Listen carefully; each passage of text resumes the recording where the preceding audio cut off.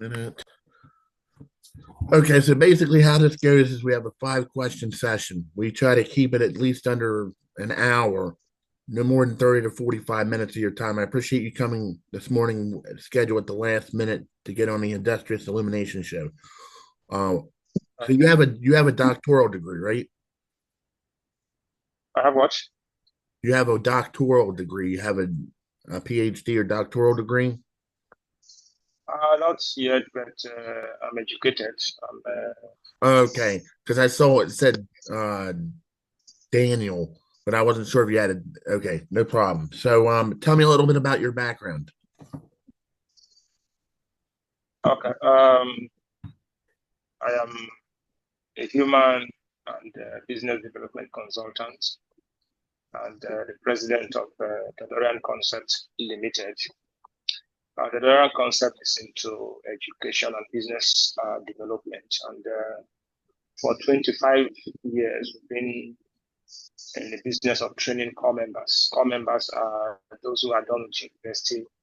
And by law in Nigeria, you are supposed to serve the country for a 1 year period. So when they are done with their 1 month training in camp, they are posted to different companies. So by virtue of the work I do, I used to consult for professional institutes. So I train them for them to get inducted as members of such professional institutes. So for about 25 years, I've been into that. And I run other trainings too, basically. So for now, we are trying to set up a university that is with a different model. We call it Business and Technology University. We are currently drawing up the CC Max. We have a VC already, and we have a team. So we are trying to redefine the educational landscape, especially the university education in Nigeria. So I'm just a rundown, but I'm a graduate of communication arts, and I have a postgraduate diploma in management consultancy and organizational transformation from IPM UK. I'm a chartered administrator with Chartered Institute of Administration. I'm a chartered strategist, fellow of the Institute of Strategic Management, chartered. I'm also a fellow, Chartered Institute of Customer Relationship Management.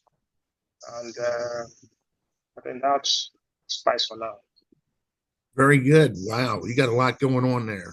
That sounds Thank like you very me. much. IT is a Yes. very popular field in business. So I'm going to ask you 5 questions on top of this and see where we go from there and just answer them as long fulfilled as you can. And we'll get you on the air here and get you on all the different social media pages we can offer and get your name out there.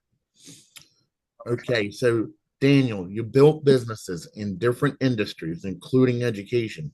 From your perspective, is Africans' education system really preparing young people for success in today's world? Well, unfortunately, no. With my level of, exposure and interaction with these both graduates and those still in school, it's quite unfortunate. It's no. Yeah, I'm going to respond to a USA education thing here since I'm in USA. Our education Okay. system is not as well structured as it used to be 20, 25 years ago. I mean, it's getting ridiculous. People are paying tuition, they get degrees, they don't land jobs like they're supposed to. It's a total mess, chaos. Not saying teachers aren't doing their job. They're doing their job, but then the job market fails these new graduate people that are coming out. They work hard, get a 4.0, or they get a job and they don't get paid what they're supposed to. So, I mean, from coming from a different perspective from where you're coming from, it's almost a similar thing. So, I definitely agree with you on that perspective. Let's see what question Uh, two has to say. A lot of young Africans are skipping university and going straight into skills basic training, tech, digital marketing, and creative fields. Do you think that's a smart move, or are we evaluating formal education? yeah, it's really a smart move, frankly speaking. few months ago, I was in a store, and they were trying to ridicule a young man who had not been to the university, but he's making money.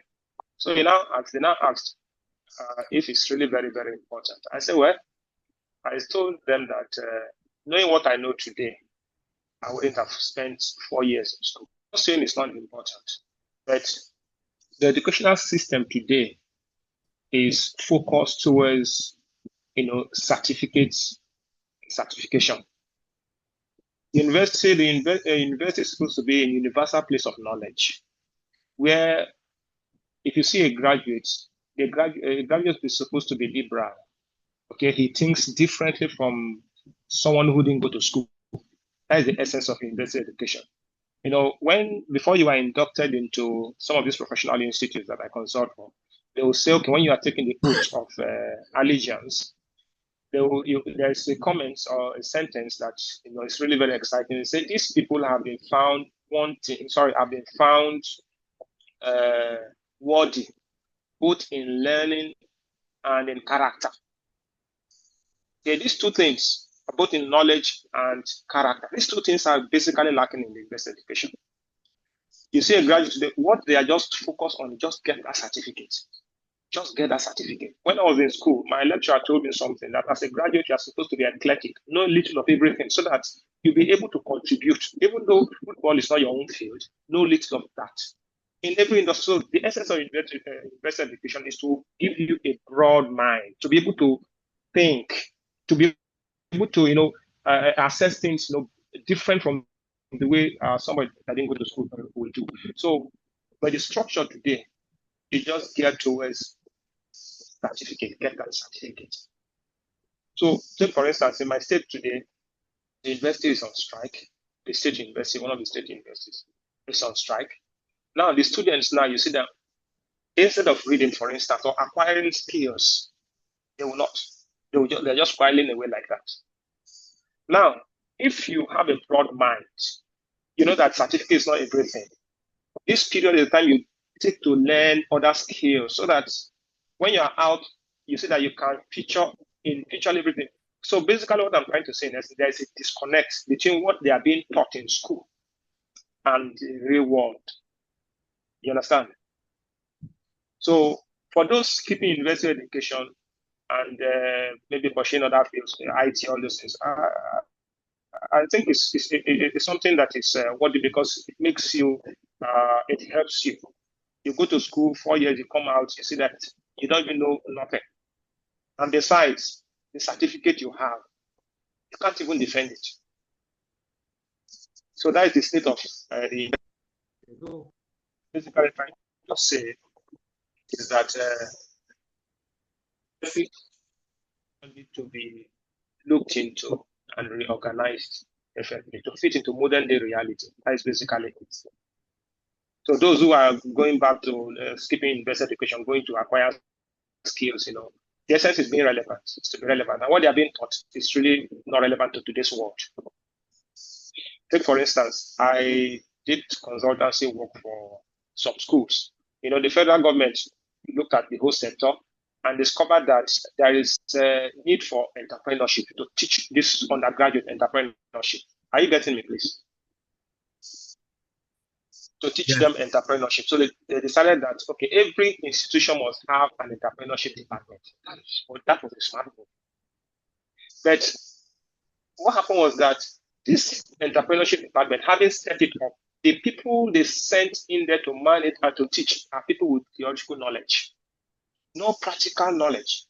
I usually say that if you give a professor of business administration business to manage, that business will crash in 6 months or a year because he only knows the theoretical aspect, not the practical aspect. So, as I said earlier, we are trying to change the model. We've already started putting things together to start up a university that would be a different narrative. Okay, so part of what we are trying to do is to correct this anomaly. Those that will be teaching or that will be lecturing must have practical experience. Because without that practical experience, there is no way you can impact the knowledge that is there for them to, become relevant in today's society. Wow. Okay. Yeah. That is awesome. That's an awesome response. You definitely have a lot of knowledge in this field. Thank you. Well, Thank you. that's unbelievable. I mean, like for here, if you don't have a high school diploma for starting off, we got people that drop out here all the time. You have to have a high school diploma or you're not going to get a job. Starters. You have in the United States where they give out all these financial aid and loans, but now we have the forgiveness program where people get forgiven up to many, $100,000, $200,000 worth of student loans because either their degrees didn't work out or whatever.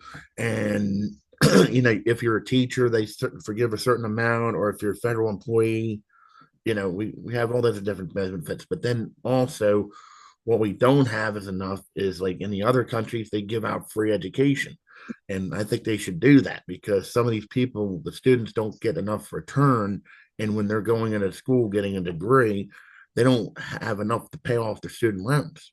And that's a big Yeah. problem here. Right? It might be the homeland and the free, but it does not mean it's a guarantee that you're going to get always a job. It's all in who you know through LinkedIn, whatever, or just within the job force.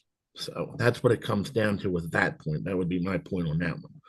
Okay, so we have number three. Many African universities still follow the same outdated curriculum from decades ago. What do you think there's so much resistance to change, and how do we fix that? Okay. I think the resistance to change is not coming from the students, but the policymakers and policy implementators. That's where the resistance is coming from. Um, one of the greatest problems we have in Africa is the issue of leadership. You know, and the type of all the crop of leaders we have are not really visionary and patriotic leaders. That's the reason why we are where we are today. And some countries, at least, are trying, from what I've heard, like Rwanda, at least they are doing well for themselves. But in Nigeria today, when somebody gets into power, basically through the see that you see that it will be very, very, uh, it's very, very hard for the person to really put in competent persons in power. Political positions or positions of leadership would rather be on the basis of compensation, okay, not competence. I've met several public people who occupied political positions, in the past, and wow, I ask myself, what can this person do? There's nothing they can do because of his exposure or lack of exposure, you know. So basically, the resistance is from those who are in power, okay, not basically from this, because they are myopic. Let me use the word myopic, and it's really they're not really open to change because the curriculum today is far, far outdated, very, very outdated. Okay, cut off from modern realities. So what we should be studying now is not what they are studying. Take for instance, some few years ago, I was called upon to one of the universities to do consultancy work for them, entrepreneurship department. I just okay, let me just find out what they actually do, what they taught them or what they don't teach them. I discovered that it's still theory based. Entrepreneurship is not theory based. So now what? At least just to put a semblance of practicality, what they do now is they teach you how to make shoes, teach you how to make perfume, teach you how to make soap. These are, you know, for a graduate, these are, I don't say connect. I know you can at least make shoes and at least make it become a big brand, but these are not what they should be taught. Okay, practical skills that, why, okay, take for instance, the university we are trying to evolve now, we're trying to create now, we're trying to build now, is that from year two, you must register your company. So our focus is we teach you how to, not what to. We teach you what to also, but our focus is how to run an enterprise. how to run a company, how to build, a global brand, and how to sustain it.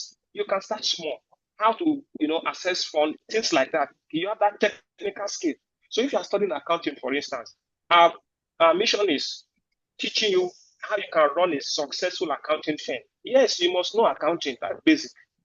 Okay. Now, your orientation should be geared towards when I leave school, I should start my own accounting firm, not to go and look for a job. Because about 98 or 95% of corpers or graduates today, when they are leaving the system, their orientation is to go and work for a company. But what we are trying to do now is to change that narrative, change the model. That shouldn't be orientation. The world has moved past that. So when you go to school, always think, how can I create jobs? So while in school, that is what we'll be teaching you. That is where we focus on. So those are those who the policymakers they are the ones resistant to change, not the students or the citizenry. Okay, so if we get the right persons on board, who know the importance of education and where we are today in the scheme of things, or in global yes, in the scheme of things, their focus will be here towards skill acquisition while in school. Take for there is something that sometimes when I meet with my classmates in the secondary school, we laugh about. Okay, they teach us how to they taught us how to draw a grasshopper and name those grasshopper the parts of grasshopper. You get it? I ask myself now, what is the relevance of that? Okay, how does that help me? Places like China, secondary schools today, they teach them how to couple, electronics. You get it? Those are things that we should do, be focusing on. Skills. So if the policymakers can really embrace change, some of these things will help us. But for now, they are still clouded when it comes to embracing change in terms of the educational sector. So if we put the right persons in power, I think there will not be resistance to change. But unfortunately, in some of these African countries, even my country also, most of the population, or most people are geared towards, tribal politics. They are more loyal to their tribes than to competence. So to get that right, unfortunately, our educational sector was for it. Yeah. Yep. Curriculum has to be updated to educate students to properly prepare them. Let's say, for instance, I'll make an example of a situation I was in. I went to many different universities. I got 4 degrees and going for a fifth one. And then we run in this blockade where the courses are so old that you have to update it and retake them all over again. And, that's how it has to be because with the updated technology, things have definitely changed over time. Of course. Students go for it. It's called transfer course credit. Um, However, the kids, I know in our country, they can start taking college courses if they want to if they're 15 now. I didn't have an opportunity to do that. A lot of other people didn't have an opportunity to do that. Um, Everybody goes on their different paths. You can have all the degrees in the world, but if you don't have enough skill set, like you're saying, you have to have that proper training, proper setup margin of error when it comes to the job market, especially in business, because some people don't know how to open up businesses. How do I do this? Do I get it registered? Because every state and every country is different with how they do things. So you have some very valid points there. That's very effective answer to that question. I'll move to number 4. There is this idea that Africa doesn't need more universities. It needs more practical training centers and vocational schools. Do you agree or disagree? Okay. We need more universities because the population is growing. That's for a fact. The facilities that are available in existing universities cannot accommodate the surge. Okay, so we need more universities. And in Nigeria today, at least they've liberalized the sector. So private individuals are now going into university education or funding or establishing universities. But I still think they should encourage the establishment of more universities, okay, in Africa. And apart from that, to make it easier for students to get admission. That's another thing that is really lacking. Because getting to an university today, say for Nigeria, you are supposed to write an examination conducted by JAM, Joint Admission and Matriculation Board. Okay, they set the exams for you to write. And after writing the exams, the individual universities again have their tests. You know, you have made the cutoff, then you are still going to be subjected to another examination from the individual universities. I think these are cumbersome processes. Okay, so one of them, the individual schools should be allowed to run their own test. Okay, JAM, the board should only just coordinate to know that at least the facilities in the schools are not stretched. And apart from that, again, from the perspective of JAM, you see that okay, for this year, for instance, now we have a lot of persons who want to get into school. Okay, but the board now said there are a lot of peak centers, so they restricted registration to just maybe 2, 3, 4 centers. And you can imagine the number of persons that want to get into school, want to buy the jam form. Because some of them can't get it within the stipulated period. So that's another hurdle. So basically what I'm trying to say, they should make it easier for people to go to school. Okay?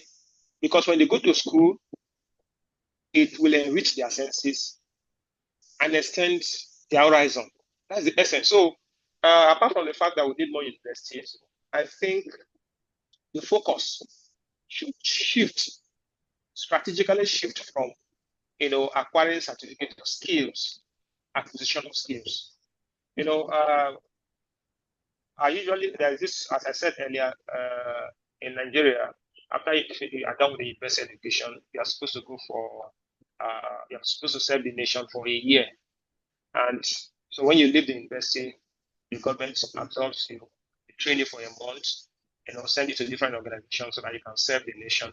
Now that 1 month training they carry out in the camp, basically what they do there is march past. Okay? March past. Morning you march, evening you march, you get it. So why not convert such centers, such march past exercise into skill acquisition? Yes, I know they have what they call SAI, but it's not enough. There are different ways you can do it. And the focus should be on how to train these people on entrepreneurship. If those 4 years that they couldn't train them, at least that 1 month, they should focus more on, there are skills that they can acquire in, say, a month. Digital marketing skills, how to build a company, you understand? Different skills. Let them focus on that so that when they are coming out, they know that they have this skill. Most of them don't have skills, unfortunately. They come out with theoretical knowledge and a certificate that they can't defend. So that's the crux of our problem. So what we need, we still need more universities because of the population. And apart from the fact that we need more states, the focus of the training should be more on skill acquisition. Yes, I agree totally with you on that. Like, in comparison and contrast with what you're dealing with over there, we have the same thing. It's not about adding more universities. It's about adding skill sets. Because if they don't have the skill sets to go in, like to type on a computer or know how to put something in a Word document or a spreadsheet or do a PowerPoint presentation, these are all stuff in the business world you need to have. You need to have typing speed, be familiar with the keyboards and stuff like that. If we're going in all the general directions and stuff like that, you also need to be familiar with guest speaking, talking in front of people, experience financial margins, price, promotion, product within your company. Because there's so many companies out there, the competition is high. If you don't if you don't explain what your businesses are about, if you don't explain where you're coming from, you're going to be lost. And without that, you're not going to have a business. I have people say, Tom, you can run a business well, but why is it that I'm struggling? The thing is, you're not putting enough effort out there. You have to have ads, you have to have commitment. Social media is so big today. Back in the day, door to door is how it worked, or it's through the mail or a poster in a local business. Now today you have the computers, you have the Twitter, you have the Facebook, you have Instagram, TikTok, all these other famous social media to bring it out to your followers so they know what you have to offer. Okay, final question. Here's the big one. Let's talk about the money higher education is expensive and many families struggle to afford it. See, should education in Africa be free or do we need a different funding model? Okay. You know that there are so many smart people out there who can go to school because of the high cost of education. So many smart people. And if we are to carry everyone along in the scheme of things, we have to evolve a new model. Okay. We really, really have to evolve a new model. Some of them found themselves in school and they struggle. They really, really struggle, which is quite unfortunate. Okay. So in our university, the one we're trying to create, we said one of the things or the highlights of that university, if we see that you are gifted, okay, you see that you are gifted, what we do is that we have a special funding scheme to fund your education. For 4 or 5 years, we fund your education with the agreement that when you are done and you've gone for service and you are back, you are going to work with us. Okay? You are going to work with us for a while, 20 years, 10 years, whatever. Enable us to recoup. But in so doing, we are not only trying to give them job, we are trying to carry everybody along. So that some people you see that they have what it takes, okay, but the way without their parents can't afford. Okay. So one of the models that I think can be the government can involve is scholarship board. Okay, scholarship board. They give them scholarship. Let them run it. Okay, those who can't, let them. And in my state, there is what they call it education tax trust fund. Okay, where companies, donate, they give willingly, or yes, willingly to that trust fund. So with that money, they used to fund the university education for some of these people who are talented, who are gifted, but can't go through university education. So I think that should be encouraged too. Okay, in Nigeria today they have education loan. Okay, and they're just trying to give out. They started giving out loans to students. I don't know how that one actually works, but I think that's it's good. So basically, what I'm trying to say is it's expensive. Running a university is really, really very expensive. You have to pay teachers, you do a lot of things. It's really very, very expensive. So, but we shouldn't just say, okay, because it's expensive, we shouldn't go to school. Okay, because an educated population is really a catalyst for development. Okay, so what I'm proposing is that we have education board, education loan, okay, education trust fund, so that companies from their profits, maybe 1% of profit after tax, okay, can be shifted to that. Is to help, not in infrastructure per se, the students who can't afford. There is a way to go about it. Okay, and private individuals or spirit individuals, private spirited individuals should equally be encouraged to take up education of some of these kids. Okay, those who are bright, those who are brilliant, at least something like that can be. I know it's really expensive to run the schools, so universities, and for a student to go through university today in Nigeria, there are so many things competing for the little money that comes to their parents' pockets. Okay, so it's really very expensive. But that doesn't mean that people shouldn't go to school, because if we have the population of uneducated population, there'll be chaos in the society. So the government should come up with a way to support this and carry everybody along. My state here, at least in terms of that, they're doing well. I have somebody who came to this in year 3. First year, he didn't finish his fee payment. Second year, he couldn't pay. Third year, he couldn't pay. And the school is on on his neck. So when he gave me the bill, it was really much. So I said, okay, what do we do? I said, go to the education loan board. He went there. They gave him some forms to fill. He brought it. I guaranteed him. They gave him money, but though the money is not enough, but at least it offset part of the school fee. So things like that. Looking at the guy, you know that this boy is talented. So there are so many people that are out there who can go to school because of the high cost of school fees.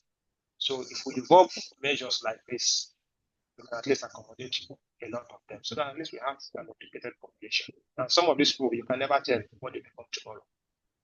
Okay, they can become the Robert Einsteins of tomorrow, the Bill Gates of tomorrow. So that's my encouragement that at least government should involve means carrying these guys along. Yeah, it's a big problem. People want to go to school, but they can't afford it, especially here in the Yes. United States. I can remember when I first went to school in 1998, tuition was so very little or nothing. Now it's going up tremendously to where people can't even afford it.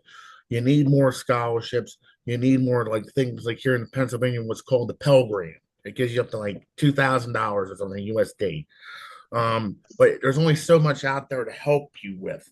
So certain education programs should be free or given to those people that are trying to do something, especially if they have specialized student disability, like ADD, HD, autism, and some special gifted curriculum out there where they can get funding so they don't have to spend any money. Because, Yeah. from your country, everywhere else, the money's tight everywhere because of inflation and all this other stuff just going on with everything going on within the education system. That's true. It's in Nigeria today. It's really you have to. Some parents will just say, "Please, let me focus on the male children because you just have to survive." So they just okay. The female children should just relax. Let us face the male children. Okay, and sometimes you know, like to me, the concept of going to school was a personal decision. You understand? Was a personal decision. Not that my dad was not really supportive. He was really very, very supportive. But looking at his means, what is at his disposal in terms of finances, I knew that he couldn't carry me. You know, at least it took me up to secondary school education, and I decided that I was going to school. So that prospect of going to school alone was my personal decision. So when I went to school, I couldn't meet up. Though he was giving me at least a monthly commitment, I couldn't meet up. So I had to start doing some kind of jobs just to meet up. Okay. I was a real estate agent going around looking for houses for people. You get it? Other jobs I was just doing just to meet up. And even at that too, I was severally tempted. You can't meet up, just leave. But I said, no, if I don't go to school, I don't know what I'll become. Okay. So I decided that despite the challenges, let me go. And when I got in there too, I met people whose situation were worse than mine. You get it? So my encouragement to do out there is that though education is expensive, but ignorance or illiteracy is more expensive. Okay, so I believe the government should do more to accommodate those who are gifted, especially gifted, so they can be carried along. All right. I appreciate your time here this morning, Daniel, and I will definitely get this up as soon as possible. Thank you very much for taking your time on the Industrial Illumination show. And it was good to have that little comparison and contrast with your country against mine because we're all living in different eras here with different types of rules and regulations. And it's good to get guests on because I mean, it's one of those great things of learning more about your country, learning about my country, learning about a lot of different stuff and a lot of different business planning materials and stuff like that to help educate other people better so that if they're failing in the business industry, to keep their heads up because failure is a common phenomenon anywhere to where you learn from a mistake and then you succeed then and you don't give up. Yeah, yeah, never give up. dislocate on fight. Exactly. Yes, That's experience, exactly. All right. Well, hey, have a good day, sir. And I will make sure to get this up as soon as possible. And once again, I appreciate you taking your time. This was an awesome interview, and I learned a lot off of you just in 30 minutes of time. Thank you again. Have a great day. Thank you for having me. Thank you. You too. Bye.